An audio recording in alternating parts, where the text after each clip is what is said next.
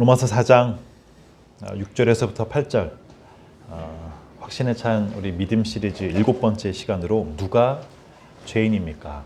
누가 죄인입니까? 라는 제목으로 말씀을 전할 때 여러분들이 많은 도전과 많은 은혜가 임하는 귀하고 복된 시간이 되기를 간절히 소망합니다.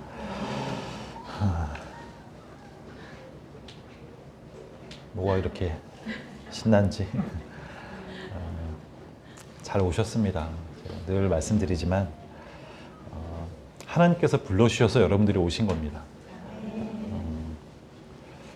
내 마음 가운데 교만함이 있으면 내가 와줬다라고 얘기를 해요.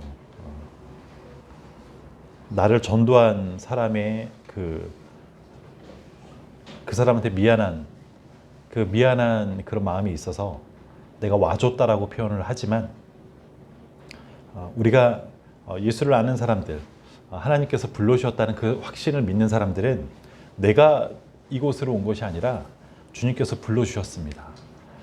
이 놀라운 사실이 인정하는 것 자체가 그렇게 쉽지가 않아요. 그런데 여러분들이 그렇게 거부감 없이 주님께서 나를 불러주셨다고 내 마음 가운데 확신이 든다면 벌써 내 마음 가운데 주님께서 역사하고 있다는 증거입니다. 내가 온 것이 아니라 주님께서 불러주셨다는 그 사실. 그런 믿음이 없으면 내가 온 것이 절대로 안 돼요. 주님께서 불러주셨다는 그 사실 이 자체를 인정하는 것이 정말 쉬운 게 아니라는 거예요. 그런데 내 스스로가 그것이 인정이 된다면 주님께서 나도 모르게 주님께서 나를 하나하나 그 믿음을 심어주고 있구나라는 것을 여러분들이 이 고백을 통해서 느끼게 되고 우리가 깨달을 수 있게 되어집니다. 믿음에 대해서 우리가 오늘 7번째 시간인데 믿음이 뭡니까? 그러니까 믿음이 뭐냐? 그리고 어떻게 내가 믿을 수 있냐? 어떻게 믿음이 더 쌓일 수 있냐? 그러니까 예수님께서 말씀하시는 예수님의 시각으로, 예수님의 관점으로 말하는 그 믿음이 무엇이냐? 그래서 계속적으로 질문을 던져야 돼요. 믿음은 행위를 통해서 나타납니다. 행위를 통해서. 그러나 그 행위는 내가 한 것이 아니라 우리 예수 그리스도께서 할 수 있게 해주신 것. 그게 바로 그 믿음이 내가 이 교회 가운데 올 수 있는 이 내가 여기서 왔던 이 교회에 왔던 것이 믿음의 행위예요. 온 것 자체가. 그런데 내가 한 것이 아니라 나에게 건강 주셔서 올 수 있게 인도해 주신 그 예수 그리스도가 하신 것. 그래서 행위의 주체는 내가 아니라는 거예요. 행위 주체는. 하나님이 믿음을 주셨기 때문에 내가 할 수 있습니다. 이 고백이 절대로 쉬운 고백이 아니에요. 이 고백이 자연스럽게 막 터져 나오는 그런 고백이 절대로 쉽지 않습니다. 내 삶의 신앙적 그런 모든 행위들은 결국에 우리 주님께서 믿음을 주셔서 내가 할 수 있게 해주시는 겁니다. 그런데 때때로요, 행하지 못할 때도 주님께서 의롭다 여겨주신다고 말씀하셨어요. 의롭다 하시는 그 예수를 믿으면 내가 믿음이 없어서 행하지 못한다 할지라도 우리 예수님께서 나에게 먼저 와서 찾아와 주십니다. 그래서 믿음 없는 나에게 먼저 찾아와 주셔서 내 마음을 위로해 주세요.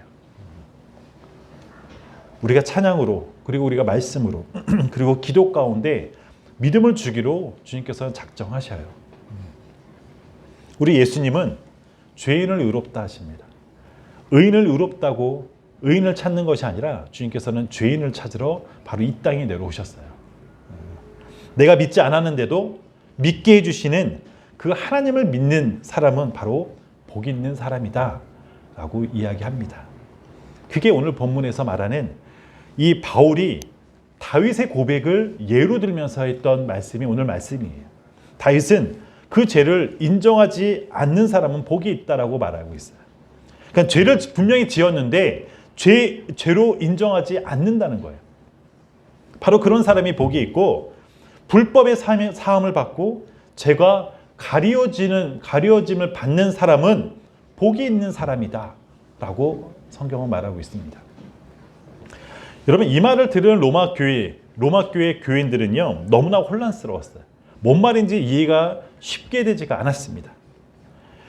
왜냐하면 그 당시에 불법을 행하면, 불법의 죄를 지으면 당연히 불법에 대한 그 형벌과 그 처벌을 받아야지만 하는 것이 그 로마법이었습니다. 그래야 로마가 더 강력하게, 또한 로마라는 그 나라의 그 공동체가 세워지는 것 아닙니까? 죄에 대한 어떠한 그 벌도 없이 그 죄를 사하여 주고 감싸준다면, 그 기준이 무너진다면 어디서도 소망을 찾을 수가 없어요. 왜 우리나라도 정치인들을 손가락질하면서 기득권자들을 왜 욕을 하고 있습니까? 그들이 말하기를 공평과 정의를 외치면서 나라를 바로잡겠다는 그 위정자들이 자기들은 그 뒤로 엄청난 부를 축적을 하고, 뭐 자녀들의 입시 비리는 물론이고, 그러니까 나라와 국민을 위해서 그런 정치를 하겠다는 그 정치인들은요, 결국에는 자기와 자기 자식과 자기의 소수, 자기 당만을 위한 그런 정치를 하기 때문이에요. 그러니까 기준이 무너지면 어디에도 소망을 둘 곳이 없습니다. 기준이 무너진다면 당연히 좌절감이나 허탈감에 빠질 수밖에 없어요.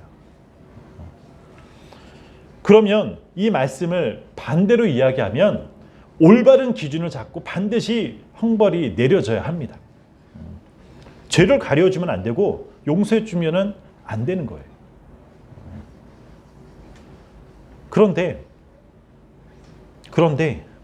모든 인간은 죄를 지어요. 참 아이러니하게도 우리가 죄를 지면 안 되는데도 불구하고 모든 사람들은 다 죄를 짓습니다. 죄 없는 인간은 아무도 없습니다. 그러면 죄를 용서받기 위해서 우리는 무엇을 해야 됩니까? 죄에 대한 대가를 치른다면 죄가 없어지나요? 인간의 그 죄에 대한 습성들, 그 버릇들은 절대로 없어지지 않아요. 그걸 쉽게 얘기해서 고질병이라 그러잖아요. 오늘 성경의 배경이 되는 이 로마 교회 교인들은 정말로 많은 죄를 짓고 나서 그 이후에 예수를 믿기 시작했어요. 그러니까 예수님을 믿었지만 그들의 어떤 난잡한 생활들, 썩은 그 과거는 그들의 삶의 꼬리표처럼 계속 쫓아다니고 있었습니다. 여러분, 한 나라의 그 부패하는 그 나라가 썩었다, 그 나라가 망할 징조다, 그 나라가 타락하는 그 척도를 우리가 볼 때 뭐로 보냐면 성적인 그 문화를 보면 그 나라가 어느 정도 타락했는지를 알 수가 있어요. 이거는 과거의 모든 역사가 동일합니다. 당시 로마가 얼마나 타락한 상태였냐면 어떤 성적으로 집단적인 성적인 행위를 했던 것은 기본이었고요. 뭐 동성애를 넘어서 동물들과 그런 어떤 성적 행위를 하고 있었던 나라가 로마였어요. 그러니까 성적 타락의 끝을 향해서 가고 있었던 나라가 로마였었고, 음란하고 이 타락의 죄는 없어지지 않고요, 그들의 삶을 늘 끊임없이 괴롭혔습니다. 그러니까 예수를 믿기는 믿었지만 자신들의 그 걸레 같은 그 인생은 없어지지 않았다는 거예요. 그래서 그들은 내가 지금 예수를 믿고는 있지만 영원히 내가 구원받지 못하고 영원한 죄인으로 내가 남을 것 같은 그런 거에 대한 두려움이 늘 있었습니다.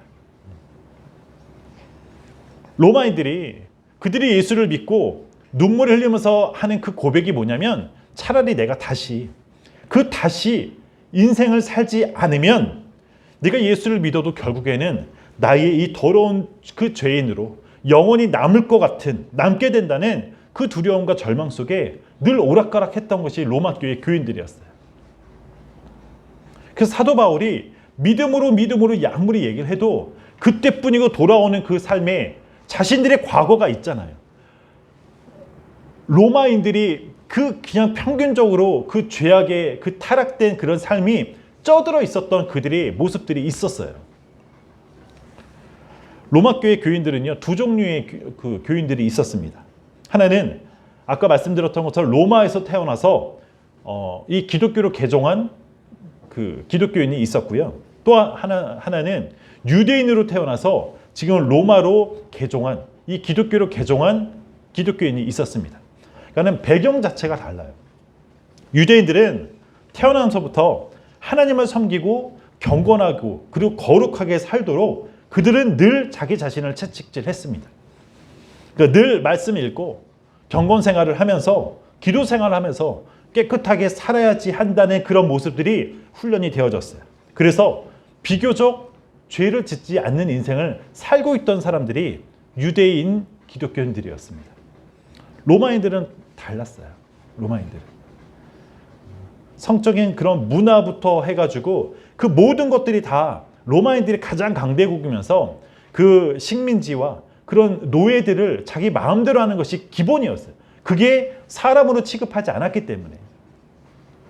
그러니까 유대인들이 볼 때 이 로마 기독교인들이 어떻겠습니까? 같은 교회를 다니고 있어요. 지금 로마에서. 같은 교회를 다니고 있는데 이 로마 기독교인들을 볼 때마다 이 더럽고 추잡한 이 쓰레기 같은 인간들아. 너 같은 것이 예수 믿는다고 그 더러운 죄가 없어지겠냐? 난잡한 그런 성생활. 너무나 더러운 그런 너희들의 그 죄악들이 없어지겠냐? 그러니까 너희 로마인들은 다시 태어나기 전에는 너희들의 그런 죄악들은 영원히 사라지지 않을 것이다. 그렇게 윽박지르고 있는 거예요. 그 이야기를 들은 로마 교회들은요, 아무것도 할 수가 없는 겁니다. 아무것도. 예수님을 믿기 전에 차라리 내 죄악을, 내가 그 죄를 짓는 것을 말아달라고, 왜 말리지 않았냐고 그렇게 절규하고 있어요. 이제 와서 예수를 믿는다고 내 죄의 과거가 없어지겠느냐. 그러니까 그들이 뭐냐면 자기는 한번 그 걸레는 빨아도 그냥 걸레가 된다는 거예요. 나는 행주의 삶을 살고 싶은데 행주는 살 수가 없다는 거예요. 한번 걸레는 빨아도 걸레라는 거예요. 그런 논리로 보면 이 로마인들은, 로마 교인들은 그냥 늘 눌려 있는 겁니다. 늘 두려움에 눌려 있고 내가 예수를 믿는데도 불구하고 그 두려움에 벗어나지 못하고 있었어요.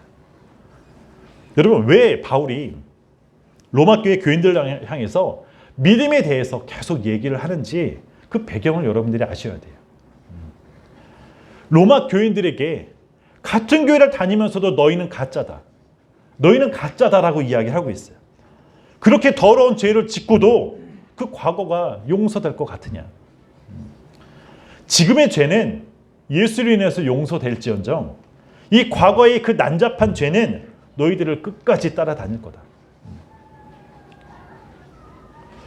로마 교회의 그 교인들은요, 자신들이 지은 죄가 너무나 참담해서 어떤 행위와 어떤 행실을 해야 된다는 그런 강박관념에 빠져 있었어요. 그래서 로마 교회 교인들 중에서 내가 진짜 예수를 믿은 사람들의 행동이 뭐냐면 내가 감옥에 가서 평생을 살든지 평생 가서 자기가 회개하면서 살든지 아니면 내가 사자밥이 되어서 그 죽음을 자청하는 거예요. 그래서 이러한 행위와 그런 모습들을 하면 자신의 죄를 용서받을 수 있다고 생각합니다. 뒤늦게 믿은 나는 지하교회에 가서 내가 눈이 장님이 될 때까지 눈물로 죄를 회개하면서 빌어야, 그러니까 이런 어떤 행위적 그런 의식을 해야 용서받는다고 믿고 있었어요. 그래서 수많은 사람들이 실제로 그런 삶을 자청해서 살았습니다. 내 죄를 회개하고 내 죄를 용서받고자, 그리고 나의 자녀들에게 그런 죄악이 대물림되지 않고자 스스로 그 죽음을 자청했어요. 그런 상태에서 바울이 오늘 다윗의 말씀을 빌려서 고백한 말씀이 오늘 말씀이라는 겁니다. 이런 것이 없이 하나님께 의로 여기심을 받은 사람이 그 받는 복에 대해서 말합니다. 그러니까 이런 것이 하나도 없는 사람, 믿음도 없고 행위도 없는데 하나님이 의로 여겨주는 사람. 이 사람이 불법이 분명히 있는데 불법이 아니라고 말하는 사람. 죄가 분명히 있는데 그 죄가 가려짐을 받은 사람. 그러니까 죄로 인정받지 않는 사람. 바로 당신 같은 사람들. 로마인들, 그 당신 같은 사람들은 모든 죄가 행위로 없어지지 않는다. 행위로 없어지는 것이 아니라 예수님만 믿으면 전부 다 용서받을 수 있다. 그 이상도 그 이하도 아니라는 거예요. 오직 예수님만 믿으면. 여러분, 죄에 대해서 인간들이 할 수 있는 것은 아무것도 없습니다. 지금 사도 바울은요, 그 복음의 핵심에 대해서 로마 교인들과 지금 우리들에게 정확하게 말씀하고 있어요. 정확하게. 복음의 그 능력은 어떤 죄를 지었던지 예수님께 나오면 그 사람의 죄에 대해서 용서함 받을 수 있습니다. 어떤 죄를 지었던지 예수님께만 나오면 그 사람의 죄가 크던 작던 다 예수님을 통해서 용서함 받을 수 있다는 거예요. 그 어떤 죄도 없어지겠다고 말씀합니다. 여러분, 이것이 예수님께서 그 희생을 통해서 십자가의 죽으심으로 모든 죄값을 대신 받았다라는 그런 의미예요. 그래서 우리가 이 예수님만 믿으면, 십자가에 돌아가신 그 예수님만 믿으면 그 믿음으로 인해서 우리의 과거와 우리의 현재의 모든 죄를 다 용서해 주시겠다는 말씀을, 오늘 이 복음의 그 진리를 사도 바울이 이 다윗의 말한 그 고백을 통해서 우리에게 말씀해 주고 계십니다. 여러분, 하나님은 우리 스스로, 내 자신이 내 스스로 나의 죄를 없앨 수 없음을 가르치고 있어요. 우린 죄를 아무리 내가 죄값을 치른다고 해도, 그 영화, 그 밀양이라는 영화 혹시 기억하시나요? 그거 나와가지고 기독교인들이 상당히 많은 욕을 먹었어요. 전도연의 아들이 어느 날 밀양으로 내려갔는데 거기서 이제 죽어요. 근데 그 범인이 교도소에 잡혀서 그 교도소에서 면회하는 그 장면이 있어요. 그런데 그 범인이 뭐라고 그러냐면, 나는 이미 하나님께 다 용서를 받았다는 거예요. 하나님께 다 용서를 받았다. 근데 전도연이 그 이야기를 듣고 충격을 받아서 정신병원에 갑니다. 나는 아직 내가 용서하지 못했는데 하나님은 이미 그 사람을 용서했다는 거예요. 인간 스스로 내 죄에 대해서 내가 아무리 죄값을 치른다고 해서 그 죄값이 다 없어지는 것이 아닙니다. 인간이 할 수 있는 것은 없어요. 그러니까 인간의 죄를 용서할 수 있는 분은 하나님이시고, 그것이 바로 예수 그리스도의 희생으로 우리의 죄가 없어진 겁니다. 예수 그리스도의 희생으로 우리들의 모든 죄가 없어졌다는 이 사실을 믿으면 그 사람의 죄는 예수 그리스도로 인하여서, 예수님으로 말미암아 없어진다는 이 진리의 말씀을 사도 바울이 우리들에게 하고 있습니다. 인간의 죄를 대신 없애줄 수 있는 그 예수 그리스도를 믿으면, 내가 아무것도 하지 않아도 예수님의 모든 죄를 다 용서해 주신다는 것이 오늘 믿음의 핵심이라는 거예요. 여러분, 내가 아무리 큰 죄를 지어도, 누군가에게 용서받을 수 없는 그 죄를 지어도 믿음만 있으면 죄가 저절로 없어질까요? 제가 어렸을 때도, 제가 신학을 하면서도 어떤 죄는 용서함 받고 어떠한 죄는 용서함 받지 못하는 죄가 있다라고 전 그렇게 배웠고 그렇게 가르쳤어요. 그런데 결론적으로 보면 그거 아닙니다. 그런 사람들을 잘 보면 믿음의 분량만큼 하나님을 만들어 놨습니다. 내 믿음이 하나님이 피카츄예요. 그럼 피카츄 모양으로 하나님이 있는 거예요. 내 믿음이 전지전능하신 하나님이라고 한다면 하나님은 전지전능한 하나님으로 계세요.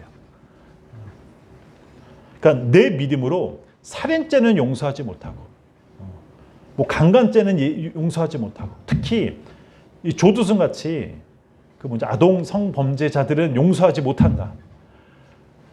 박사방의 생각이 안 나네요. 하여튼 그런 사람들은 특별히 내가 용서하지 못한다. 절대 용서하지 못하는 사람은 용서해도 안 되고 안 된다고 생각해요. 그러니까 내 믿음으로 내가 용서하지 못하는 그 믿음이 있다 보니까 하나님도 용서해줘서는 안 된다는 거예요.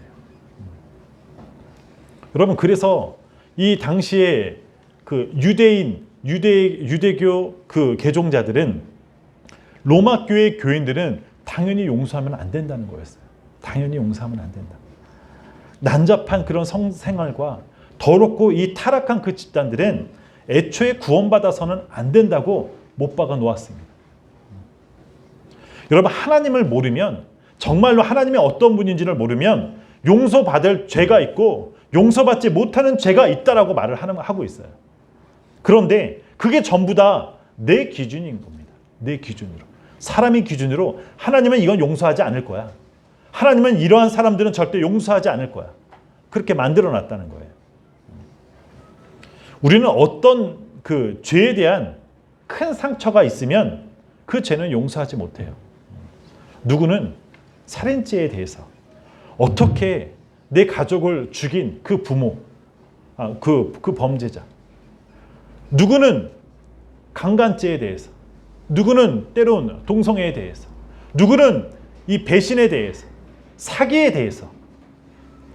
죄에 대한 상처가 너무 크면 내가 용서하지 못하니까 하나님도 용서해 주면 안 된다고 말을 합니다. 여러분 그렇지 않나요? 제가 아까 했던 그 질문이 뭐였냐면 내가 아무리 큰 죄를 지어도 누군가에게 용서받지 못하는 그 죄를 지어도 믿음만 있으면 죄가 없어지냐 이거예요. 왜 믿음이 죄를 없어지게 해주십니까?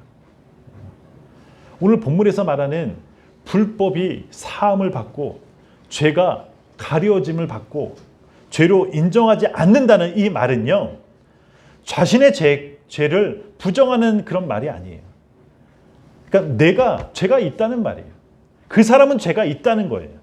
그러니까 내가 지은 모든 죄를 인정하고 그리고 내가 내 힘으로 이 모든 죄를 용서받을 수 없다라고 고백하는 그 믿음이 있어야 된다는 겁니다. 그러니까는 하나님께 솔직히 나의 죄를 인정하는 거예요. 하나님께 솔직히 나의 죄를 고백하는 겁니다. 그래서 내가 내 죄의 죄값을 치르려고 해도 내 죄가 너무나 크기 때문에 다 내가 치를 수 없다는 그 고백을 하나님께 드려야 된다는 거예요. 제목이 제가 누가 죄인입니까? 결국엔 내가 죄인이라는 거예요. 내가 죄인인 것을 나는 아무것도 이 죄값을 치르기 위해서 어떤 행위를 해도 나는 하지 못했다. 결국엔 이 모양 이 꼴로 나는 살고 있다. 나는 아무것도 할 수 없습니다라고 고백하는 그 믿음. 사도 바울이 오늘 저 여러분들에게 말씀하고 있습니다. 여러분 하나님만이 죄를 죄로 판단할 수 있는 유일한 분이세요. 하나님만이 선을 선으로 말할 수 있는 유일한 분이십니다. 세상이 말하는 죄에 대해서 세상은요. 그 죄에 대한 경중을 따지고 있어요. 그러니까 무거운 죄가 있고 가벼운 죄가 있어요. 가벼운 죄는 쉽게 용서할 수가 있고 무거운 죄는 몇 년형을 때리고서 사형을 만들든지 어찌됐든 세상에서 말하는 그 경중의 무게는 있습니다. 어떻게 보면 당연히 있어야 돼요. 제가 주차 위반을 했는데 저 사람 죄를 있으니까 20년형. 그러면 거기서 그 자유로운 사람 아무도 없습니다. 주차 위반했으니까 너는 30년 살아. 그러면 이 세상이 난리가 나는 거겠죠. 그러면 하나님의 입장에서 하나님 앞에서 죄에 대한 그 무게, 그 경중은 어떨까요? 하나님 앞에서 어떤 죄가 가장 무겁습니까? 여러분 살인죄나 강간죄나 사기죄나 그 어떠한 거짓말보다도 가장 무거운 죄, 무서운 죄, 바로 하나님을 모르는 죄입니다. 하나님을 모르는 죄. 하나님을 구하지 않는 죄. 하나님의 입장에서는. 바로 지금 그 사도 바울은요. 세상의 그 죄악들 때문에 그 죄악의 무게 때문에 고통받고 너무나 괴로워하는 그 로마 교인들에게 당신들의 죄는 바로 너희들의 죄는 하나님 앞에서 용서받지 못할 죄가 아니라 아주 가벼운 죄다. 사도 바울은 로마 교인들을 향해서 이 말을 너무나 간절히 해주고 싶은 거였어요. 너희들의 죄는 무거운 죄가 아니다. 하나님 앞에서 아주 가벼운 죄다. 여러분 아픈 자식들을 두면 자녀를 볼 때마다 그 부모는 가슴이 무너져요. 자식이 잘못되면 내가 잘해주지 못해서 내가 지혜가 없어서 어떻게 보면 내 선택의 그 영향 때문에 자녀가 고통을 당하는 것 같아서 그 부모는 가슴이 찢어집니다. 진우가 왔지만 진우가 쓰러졌을 때 진우의 그 아픈 고통도 있지만 그 부모의 마음은 더 찢어지는 거잖아요. 아마 은찬이가 조금이라도 뭔가가 아프면 제가 그 그 누구죠? 그 재영이 그 박재영 그 제 친구가 있는데 그 아이를 어떻게 보다가 떨어져가지고 아이가 이제 뭐 그래서 죽은 거예요. 실제로 나의 자녀가 그런 고통을 당했다고 하면 특히 내가 잘못해서 그 부모가 잘못해서 그 자식이 고통을 당하고 있다면 그 어떤 죄보다 눌림을 더 많이 받을 것이고 나를 더 자책하게 만듭니다. 내가 예수님이 다 해결해 주신다고 하는데도 불구하고 내 잘못 때문에 나의 자녀가 고통당하고 있다면 거기에서 나는 자유로울 사람이 별로 없을 거예요. 바울이 오늘 세상의 그 죄의 무게감 때문에 그리고 때로는 우리들이 자녀의 아픔 때문에 괴로워하고 너무나 눌림받고 있었던 로마 교인들과 그리고 저와 여러분들에게 바울이 계속 이야기하는 것이 뭐냐면 당신들의 죄는 용서받지 못할 죄가 아니라 아주 가벼운 죄라고 지금 말하고 있어요. 그리고 세상의 그 어떤 죄보다 하나님을 모르는 그 죄가 가장 큰 죄라는 것을 우리에게 말씀하고 있습니다. 여러분, 하나님을 모르는 죄가 세상에서 말하는 그 살인죄와 그 강간죄 그것보다도 더 무서운 죄입니다. 여러분, 이 말을 뒤집어서 이야기하면 하나님 앞에서 그 다른 어떤 죄는 다 똑같다는 거예요. 내가 거짓말을 했던, 음란한 생각을 했던, 누구를 죽였던 그 모든 것은 하나님 앞에서는 다 똑같이 아주 가벼운 죄입니다. 하나님 앞에서 가장 무거운 죄가 뭐라고요? 하나님을 모르는 죄라고요. 세상에 만들어 놓은 그 기준에 눌려 있지 말고 나는 끔찍한 죄인입니다. 이 죄의 값을 내가 지불하고 싶어도 나는 할 수 없는 인간입니다. 그러니 예수님께서 도와주옵소서. 절대 내 힘으로 어떤 것도 할 수가 없습니다. 주님 도와주세요. 이런 고백의 믿음을 통해서 지금 로마 교인들과 그리고 저와 여러분들에게 그 죄악의 죄책감 때문에 거기서 건져주고 싶은 것이 바로 하나님의 심정이자 마음이십니다. 사랑하는 성도 여러분, 믿음은 불법의 죄를 지어도 용서해 주실 그 하나님을 믿으면 그 죄는 용서함 받습니다. 이게 아까 질문에 대한 답이에요. 믿음만 있으면 용서받습니다. 믿음만 있으면. 하나님은 믿음을 갖고 있는 자에게 죄로 인정하지 않고 다 용서해 주십니다. 믿음은 모든 죄를 용서받을 수 있는 가장 빠른 방법이에요. 가장 큰 방법이에요. 여러분, 우리들은요, 아니 내 자신의 끔찍한 죄를 생각하면 때로는 내 자신조차 용서하지 못할 때가 있어요. 그리고 대책도 없고 그것을 괴로워하면서 내 자신의 인생을 저주하고 비판하고 낭망할 때가 얼마나 많이 있습니까? 여러분, 분명한 것은 자신의 죄에 대해서 안타까워하고 우리는 회개해야 돼요. 그러나 결코 내 힘으로 할 수 있는 것이 없습니다. 내 힘으로 할 수 없다는 그 고백, 그것이 그 고백을 할 때 하나님께서 예수님의 그 십자가의 죽으심으로 나의 죄를 다 덮어주신다는 거예요. 우리 예수를 믿고 있으면 예수님을 믿는 그 믿음으로 우리 모든 죄가 다 없애주시고 해결해 주신다는 이 진리의 말씀을, 그러니까 예수님께 나의 죄를 다 대신 전가시켜 주셨어요. 그래서 예수님이 대신 죽어주셨습니다. 예수님은 당신의 죄 때문에 죽은 것이 아니라 우리들의 죄 때문에 죽어주셨어요. 그러니까 예수님이 나의 죄 때문에 죽었다는 그 사실과 그분의 내 죄를 없애주셨다는 그 사실을 믿을 수 있는 여러분이 되기를 간절히 축원합니다. 이 사실을 믿는 것이 가장 중요해요.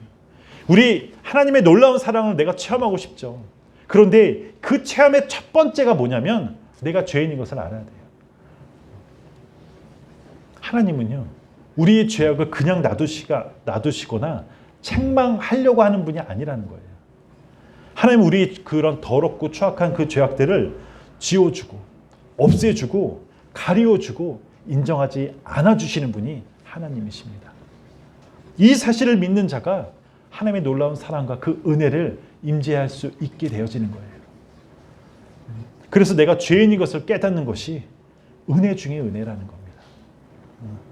지금도 내가 내 죄 때문에 넘어지고 있다면 이 사실을 깨닫게 해주시는 것, 내가 죄인이라는 것을 인정하게 해주시는 것이 바로 예수님의 방법이시고, 내가 죄인인 것을 고백하는 것이 바로 주님의 사랑입니다.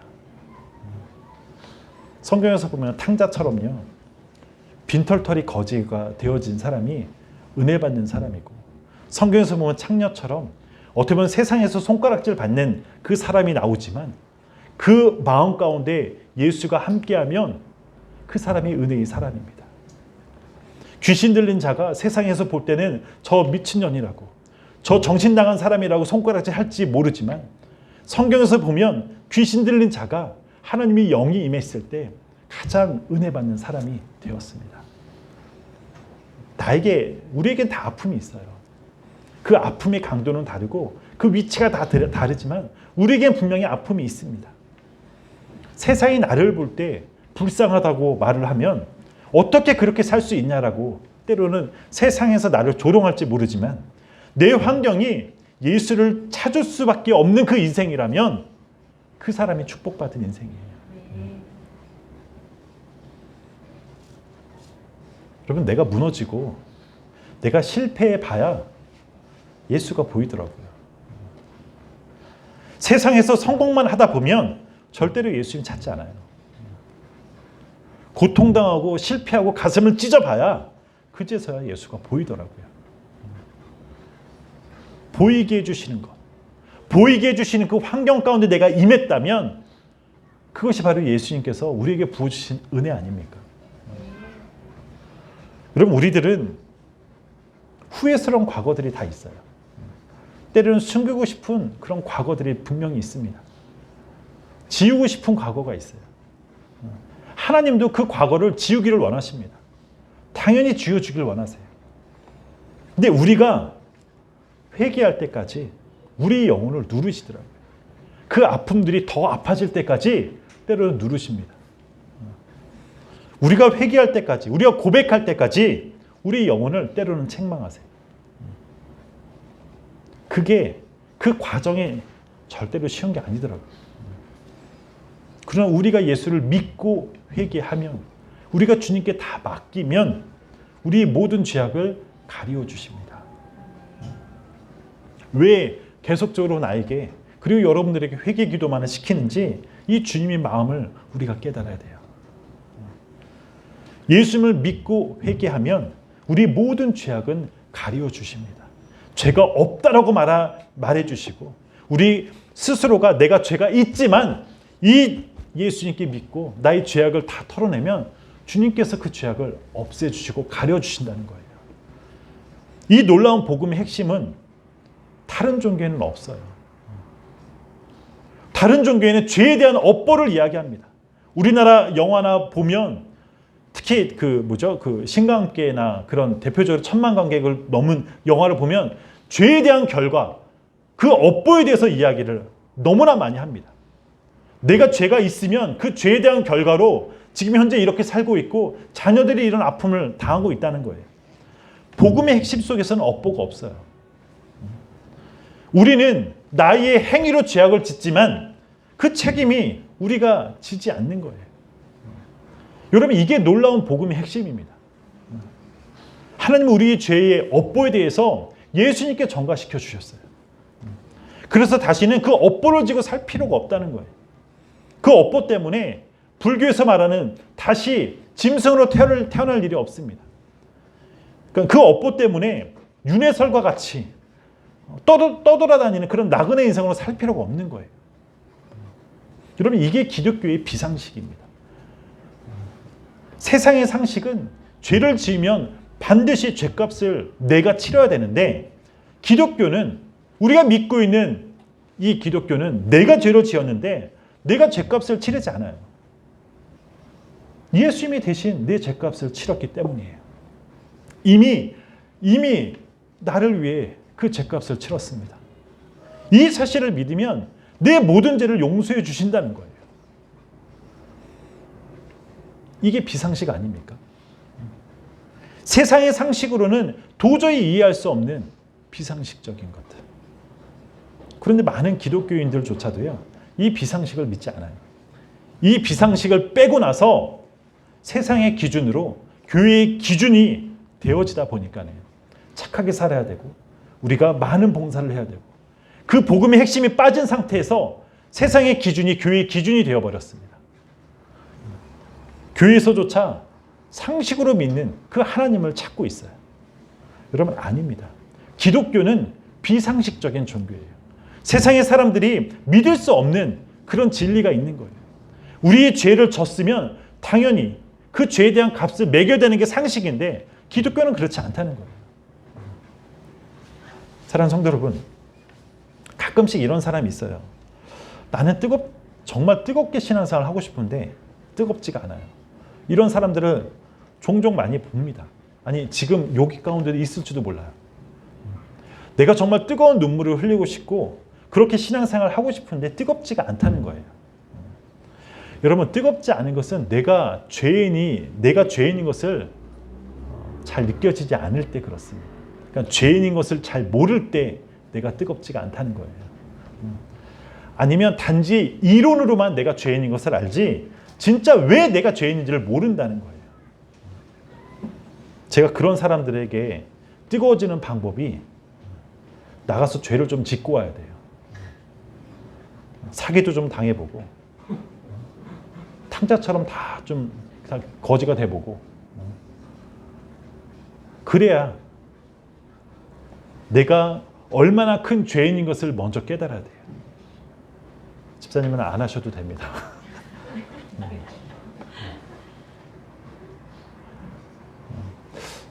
이런 죄인을 예수님께서 나를 위해서 이런 대가를 미리 지불하셨구나. 예수님이 나를 살리기 위해서 나를 언제나 그 옷 가운데 계시구나. 여러분, 뜨거워지기 전에 어떤 사람은 뜨겁게 하기 위해서 교회에서 봉사하고 헌신하고 그런 거 하지 마시고 내가 죄인인 것을 먼저 깨닫게 해달라고 우리는 그렇게 기도해야 돼요. 뜨거워지는 그 첫 번째는 내가 죄인인 것을 깨달아야 돼요. 여러분, 깨닫는 게 은혜입니다. 정말로 깨닫는 게 은혜예요. 내가 죄인인 것을 먼저 아는 것. 그래서 이 쓰레기 같은 그런 죄인인 나를 예수님께 믿음으로 고백할 때 하나님은 오늘 본문에서 말씀하셨던 것처럼 불법을 사해 주시고 죄를 가리워 주시고 죄를 인정하지 않는 그 놀라운 축복을 더해 주신다는 그 믿음을 갖는 저 여러분들을 간절히 축원합니다. 우리는 그 사실밖에 없어요. 세상은 상식을 믿지만 우리는 비상식의 종교입니다. 우리는 예수를 믿으면 내가 있는 모든 죄악들은 다 예수님께서 덮어주시는 거예요. 이 놀라운 사실을 믿는 여러분이 되기를 간절히 축원합니다. 우리 찬양 한번, 그럼에도 불구하고 이 찬양인데요.